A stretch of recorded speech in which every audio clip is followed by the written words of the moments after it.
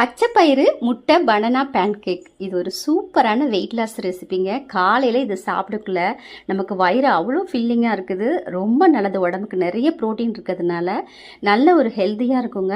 இதுக்கு நம்ம முளைக்கட்டுன பச்சைப்பயிறு எடுத்துக்கோங்க. முதல் நாளே ஊற வச்சு நல்லா வெள்ளை துணியில் ஒரு 8 மணி நேரம் ஊற வச்சு வெள்ளை துணியில் கட்டி வச்சிங்கன்னா நல்லா முளைச்சி வந்துடும். இப்போ முளைச்சி வந்த பச்சைப்பயிரை மிக்ஸி ஜார் எடுத்துக்கோங்க. அதில் தேவையான அளவுக்கு எடுத்துகிட்டு இது கூட ஒரு முட்டை உடைச்சி ஊற்றிக்கோங்க.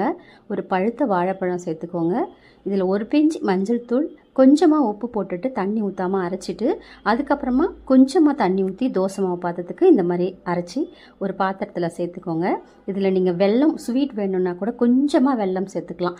நல்லா கரைச்சிட்டு இப்போ எண்ணெயே ஊற்றாமல் கொஞ்சம் பெருசாக உங்களுக்கு எண்ணெய் ஊற்றாமல் ஊற்றுறதுனால நான் குட்டி குட்டியாக ஊற்றுறேன். இதில் வெஜிடபிள்ஸ், கேரட்டு, வெங்காயம், பீட்ரூட்டு, இந்த மாதிரி வெஜிடபிள்ஸ் உங்களுக்கு பிடிச்சதெல்லாம் அதில் போட்டுட்டு நல்லா பெரட்டி போட்டு ஒரு 4 சாப்பிடுங்களேன். காலையில் வயிறு நல்லா ஃபில்லிங்காக இருக்கும்.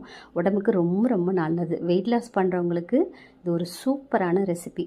செஞ்சு பாருங்கள்.